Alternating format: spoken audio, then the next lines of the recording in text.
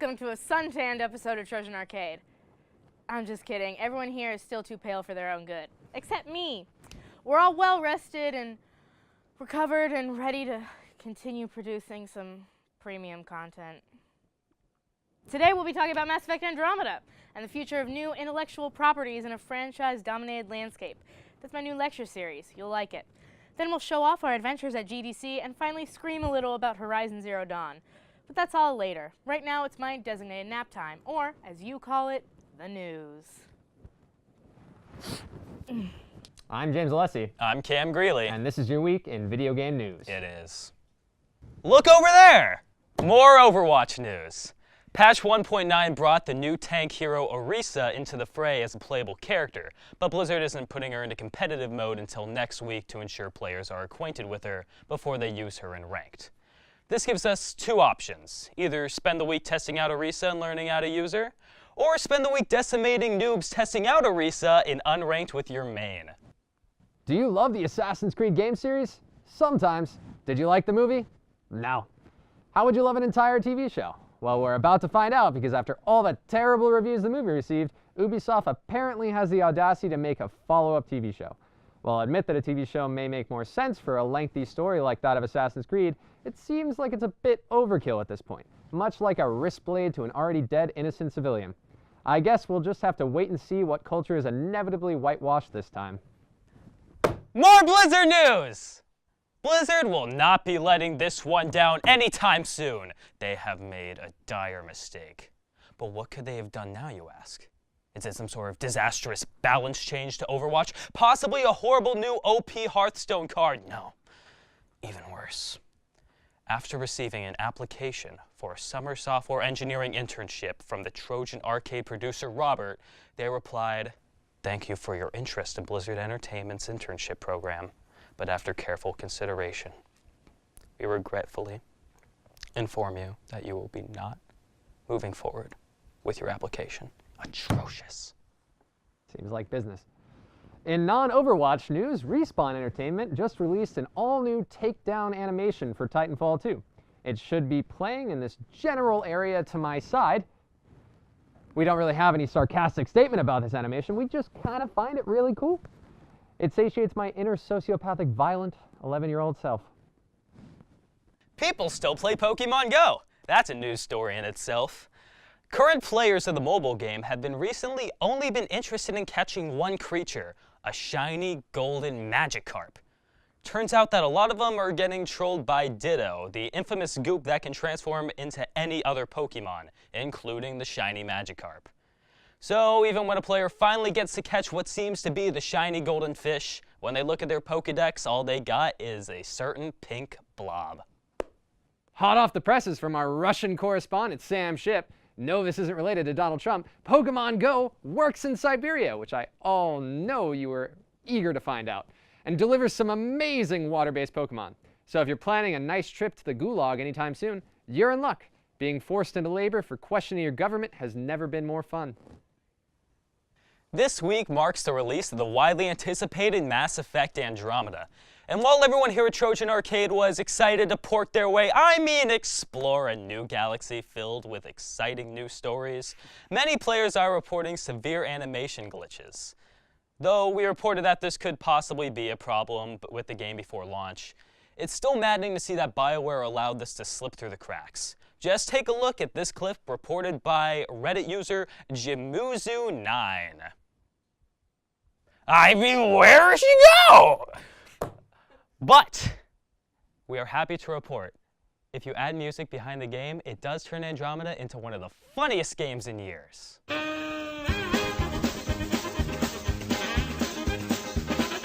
hate this guy. All right. In a recent Game Rant article, writer Jasmine Henry discussed the recent outrage in the For Honor community. According to players in the game's subreddit, it costs over $700 to fully unlock everything in the medieval game. And here's how it breaks down. Each hero in For Honor takes 91,500 steel to unlock all the customizations included in the base game. Since there are currently 12 heroes available, that means to unlock everything in For Honor, you'd need 1,098,000 steel. That is approximately 7.32 of the original $100 steel packs. So Ubisoft has valued their in-game unlocks within just the base game at a $732 overcharge of the original $60 to $100 spent on the game itself. So how long would it take for someone to accrue that amount of steel, and by grinding? Well, if you played for between 1 or 2 hours a day, it'd take about 2.5 years. That's because the steel you earn for free is at best a pittance. Matches can reward as little as 15 steel for 10 minutes of play. Daily missions offer around 1,000 steel if you can complete them, but that means most players will only earn about 1,200 steel a day. And that's from defining casual as 2 hours a day, which, let's be honest, isn't that casual. So if you're a completionist with hope of unlocking everything in the game, then just stop now. I'm serious, stop and do something productive like real sword fighting, or at least LARPing. Wow, I thought I was done with math when I got out of high school. Trigger warning, if you have trypophobia, then this news story is not for you. We all love when there's funny little glitches during our games, but a certain bug in Sony's MLB The Show 17 is rubbing people the wrong way. This horrifying glitch happens during the character customization screen when you put the game's hair slider to its max, turning the characters into horrifying nightmares that belong on Elm Street. A patch has since fixed this glitch, reverting the game into something just as hard to watch, a normal game of baseball. And that's all for your news. Back to you, Alma. What? Nap time's over? Fine. Now then, our fine field correspondents Malone, Christian, and Maria made the trek up to San Francisco for GDC, or the Game Developers Conference. I thought it stood for gosh darn croissants. The team made it back in one piece with video footage to boot. Let's check it out.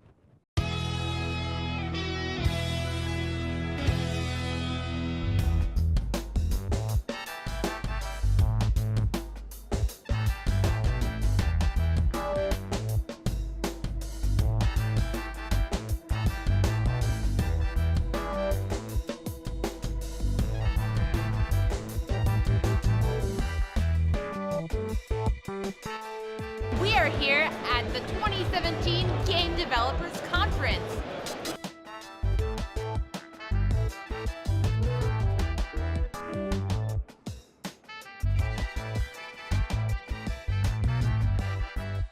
Whoa!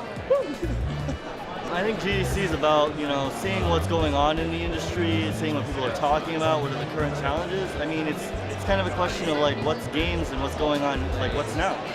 It's a good place to connect with other devs, see what people your age or people older than you are doing. Also, if you have the All Access Pass, it's a really good place to learn from professionals in the industry, figure out what's going on, gain some new knowledge, new techniques to use. Yeah, what is GDC to me? GDC is like the center of the game industry, right? And I see constantly so many people that I've worked with over the last 20 years in the industry.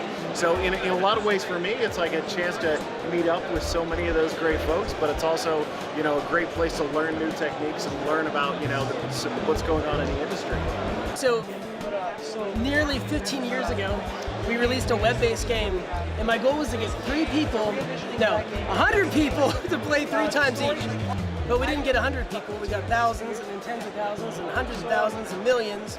And we had a really good run with the 2D Flash games. And we went on to make Dragon Fable and Adventure Quest Worlds, which was our first massively multiplayer game. An epic duel where you could kill your friends and you jump with the forbidden arts of PvP. Avon Colony is a sci-fi city builder. It takes place 500 years in the future, 7 light years from Earth. It tells the story of humanity's first colonization of an extrasolar world. You're a skilled colony governor coming along the colony ship with the Avon expedition, and your job is to grow one tiny, vulnerable colony on the surface of Avon Prime at a time into an epic, sprawling sci-fi metropolis. We love city builders. We really wanted to do a city builder that would embrace the sci-fi setting, right? A city builder that would let you, fight alien creep infections, giant sandworms, things like that. Load up explorers into expedition vessels, send them outside the colony, things like that. So what we've done with Avon Colony is we've decided to embrace and extend a lot of the best aspects of the city builder genre while also embracing the sci-fi setting and letting you do things you couldn't normally do in, a city builder type of game. Yeah, definitely. So like, what are some of the design challenges? Yeah, so one of the big challenges of a game like this is it's so unique and so novel that there are a lot of new mechanics in a game like this that haven't necessarily been explored, in this form before. There's a unique electricity propagation mechanic for the colony. There's food cultivation, growing alien crops, alien creep infections coming on, glomming onto your buildings, things like that. So exploring all those different new game mechanics and integrating those into the existing city builder mechanics. Wow, awesome. Yeah. So is this game available now? Yes, it's in beta right now. The beta is available on itch.io, and we will be coming to Steam in Q2 of this year. Awesome. Wow. As well as releasing on Xbox and PlayStation. And exciting news for fans of robots, dinosaurs, and redheads, we got our grimy hands on a copy of Horizon Zero Dawn. I'm a fan of all three. It's Christmas in the Carranza household. Now, if only we could put a red wig on the robot dinosaurs? Anyways, here's my review of Horizon Zero Dawn.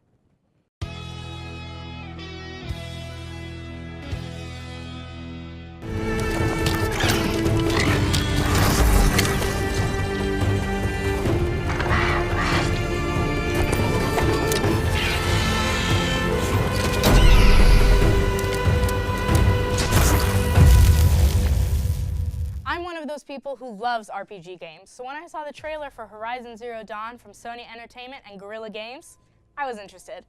It's essentially another post-apocalypse open-world RPG game with beyond incredible graphics, but it was actually the narrative of the game that caught my eye.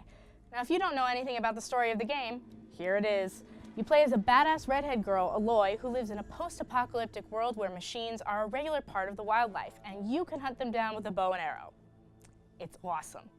Now at this point I've had the game for about a month and I've easily cranked maybe 40 hours into the game.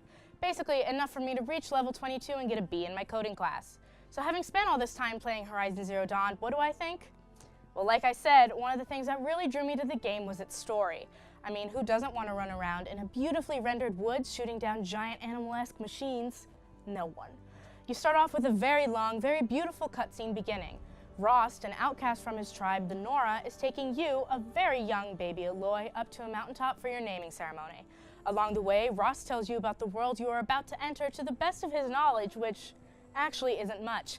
Neither Rost nor the Nora know exactly what happened to unleash the machines into their world, nor do they permit traveling into any of the ruins of the metal world where the machines came from.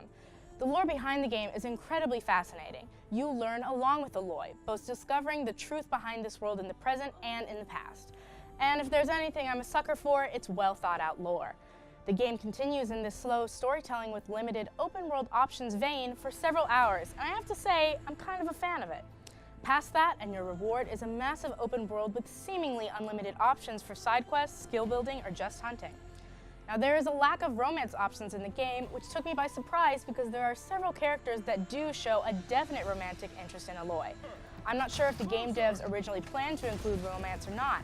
I think they might have just took it out because characters like Aaron will drop very obvious hints and Aloy just brutally shuts him down. It's interesting. I definitely don't think there should be a required romance subplot to complete the game, but the option to complete it still would have been cool. Romance in a post-apocalyptic wasteland filled with robot dinosaurs? What would a date night be like? Overall, the story behind the game is pretty good. It gets a 9 from me, however, just because it's slow. A lot of the first 6 hours of the game can be compressed and basically push the player through the awkward picking up stage of getting the basic mechanics of the game, and that can go a lot faster. Now, speaking of mechanics, this is where I got pissed off. My fighting style is go in guns blazing, wielding the best weapons and armor money and side missions can get me at my current point in the game. This is also pretty much what I do no matter what game I play. I just go for it anyway. So imagine my, how can I say this on television? Displeasure when I learned the hard way that you can't use muscle or skill to take out even a low-level watcher. Early on, these one-eyed bastards pack a punch, and if you're dumb and keep forgetting to fill up your medicine pouch, you die. A lot. To its credit, the game forced me out of my comfort zone in favor of practicing stealth and sneak attacks. Armed with literally a bow and how many arrows you can make, you have to learn how to use a combination of sneaking in tall grass, rolling out of the way of incoming attacks, running, and the well-placed melee attack to take down monstrous beasts several levels higher than you. Having played a lot of The Last of Us over break, I had quite a few flashbacks to taking down a room full of clickers. This style of fighting is incredibly arduous. Not only is the fighting a time-consuming process that requires complete focus, but even running around in the open world requires the player keep an eye on their health, their medicine pouch fullness, their ammo, the machines in the surrounding area, and their inventory space. On top of this, stopping to open up the world map to see if the player is going in the right direction because there is no mini-map for some reason, and the direction the games give you doesn't make any sense. Overall, I will give the mechanics an 8 because, besides my complaining, you can learn and become very adept at monitoring everything you need to monitor. At this point, you're fine with picking off bandits from tall grass and hail many arrows from your high vantage point down at the high-level machines. The environment, however, deserves full marks. The game is beautiful, Aloy is gorgeous, the machines are stunningly well designed, and the world you're running about in is breathtaking. I still find myself stopping whenever the sun starts to rise just so I can watch it. Horizon Zero Dawn has top-of-the-line graphics, spoiling its audience with its beautiful art direction, lighting, and animation. It's almost painful to go to older games after playing this because the graphics are light years ahead. This game is a perfect example of content that may not be the greatest thing you've ever seen / experienced in your life, but you leave feeling good because, oh my god, this game is gorgeous. Now then, when you average the numbers I've thrown at you so far, you get to do some kind of math that I'm not here to do. I am majoring in feelings, not algebra. Horizon Zero Dawn is an exercise in a long-form game designed to immerse the player in an alternate world, and despite the unavoidable rough start, I promise you, you're gonna enjoy it. We give Horizon Zero Dawn 8.5 zeros out of Dawn. Or would that be Dawns out of 0?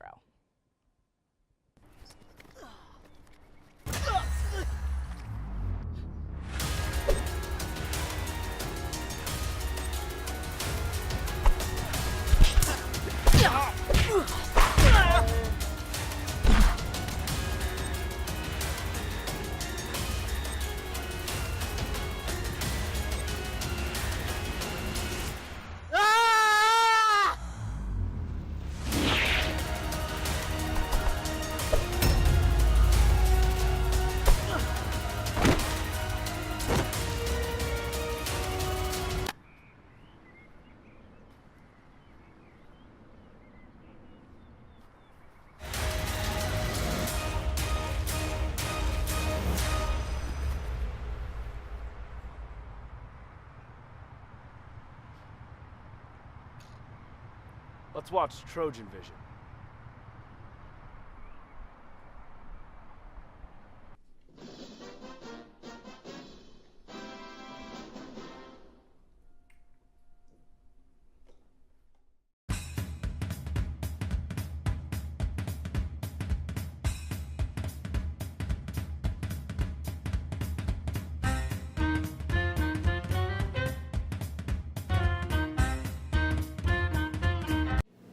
Did you listen to the new Kanye album? Yeah, but it wasn't very good.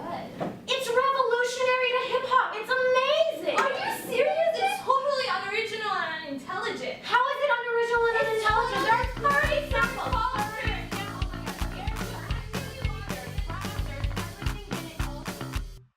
Welcome back! In case you've forgotten in the past 2 minutes, and that's an exact figure, by the way, I'm looking at a clock right now. This is Trojan Arcade. We've been analyzing the viewer feedback survey sent to you by SMS, and we heard you want more GDC. Don't say I never did anything for you. Here's part 2.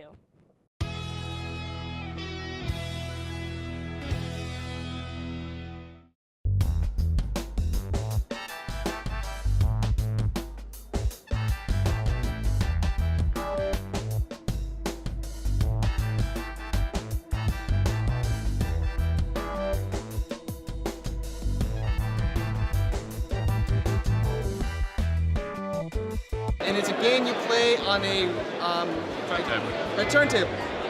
What I loved about the game was this cool time mechanic you got going on. As you rotate it, that triggers movement in the game itself.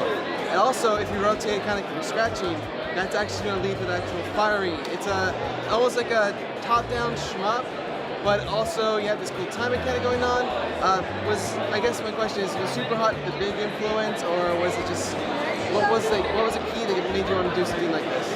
We played a lot of Super Hot actually, and it's really nice that the movement of the vinyl is really influencing something important in the game. So time is a really important thing to influence. So we try to connect these two things, and it worked quite well. So we decided to do that. The question was if there's like we're trying to bring in more like DJ and turntablism aspects. Yeah. Actually, I think we're more trying to steer around that a bit, like to try to do something different because that would be maybe the too obvious thing to do, right? And there's other games that do that better, like DJ Hero and stuff. So we're more trying to do something really different. So, besides in person, do you plan on hoping to show it at other places in the future? We try to submit it to other festivals, of course, and hopefully they will take it, but we have no idea. But it would be great to travel around with it, because the only thing, you can play it only in some kind of these situations, like exhibitions or festivals or things like that. Well, thank you very much, guys. Last year, our faculty advisor came here to GDC, came to the All Control Showcase, and said, all right, a year from now, I want one of our games to be at the All Control Showcase. So that was the challenge that they set out to us. And we did a bunch of brainstorming sessions, and actually, Robin was the one who had the idea of doing the cardboard box game, right? Sort of inspired by Calvin and Hobbes and that feel of being a kid and sitting in the cardboard box and pretending you're going to space. So yeah, we just started prototyping, seeing what felt good, seeing what people wanted to do with the cardboard box, and this sort of came out of that. Yeah. Like, what are some of the challenges that you ran into when designing this game? Yeah, that's all you. Okay, so figuring out which sensors we wanted to use to get the best experience. For a long time, I had an accelerometer reading in which way you were going, but either I had to do so much smoothing that it was on a bit of a lag that didn't feel right, or I didn't have enough smoothing on it and it would feel a little bit twitchy. So I switched to a button pad like last night and ran to Radio Shack. Yeah.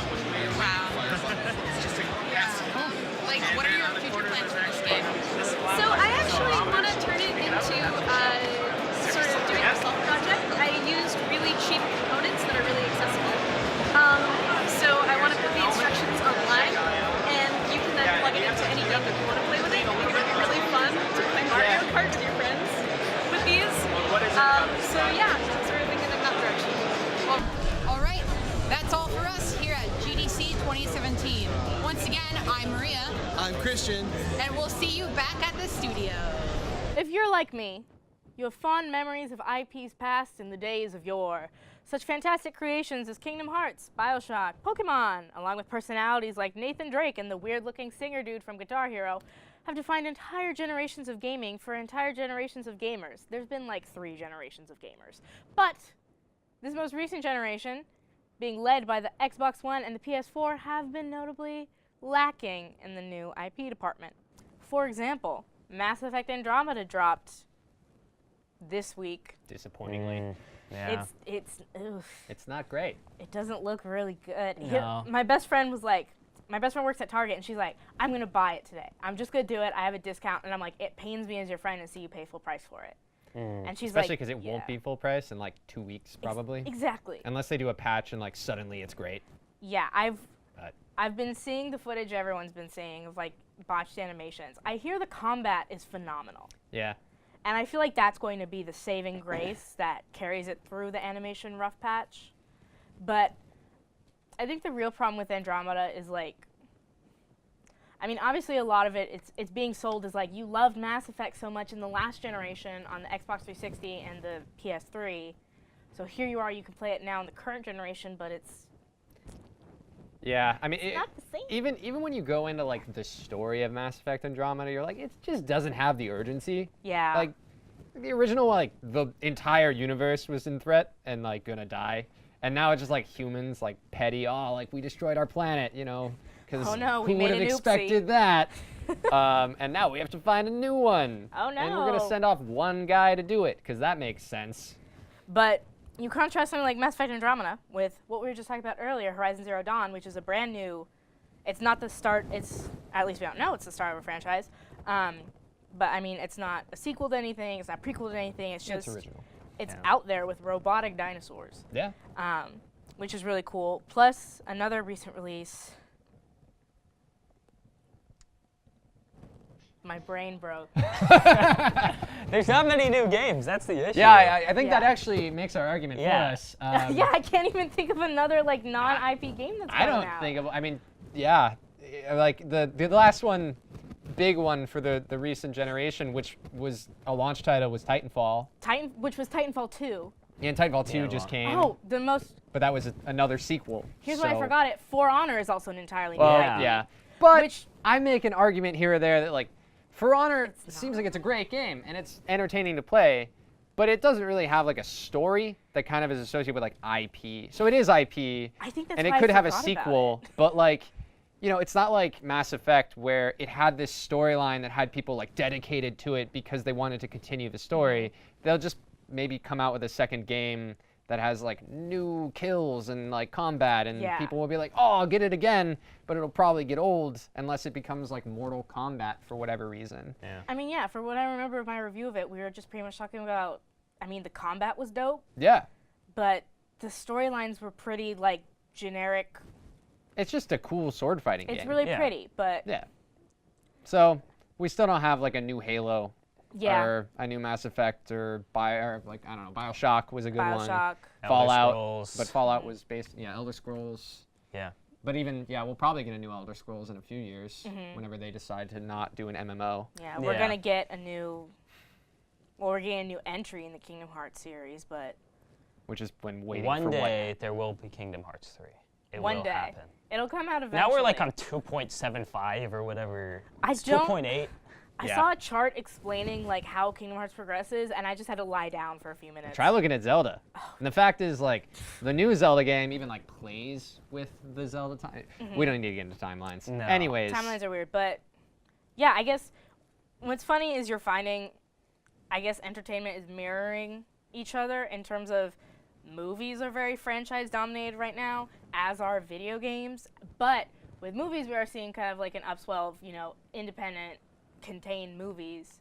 well, we're And kind now of with the seeing emergence, indie games yeah, too. with yeah. the emergence of, I mean, obviously the always thriving indie game scene. Right. But in terms of AAA titles, we have Horizon Zero Dawn. Right. And who knows if Call of Duty will ever die or Assassin's Creed. Call of Duty will or- never die. As any long of- as there any are of the ones. 13-year-old boys, Call of Duty will never die. Yeah. Yeah.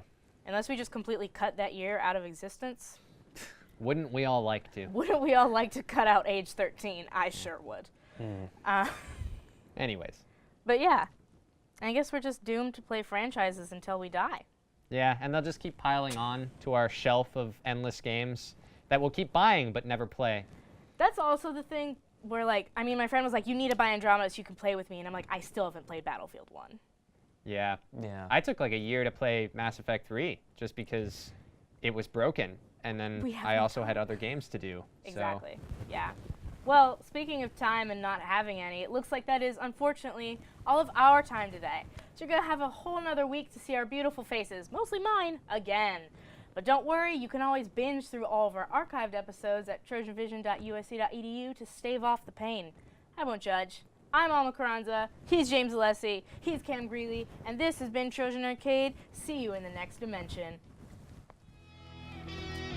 My nails are the color of kidneys. That's what I...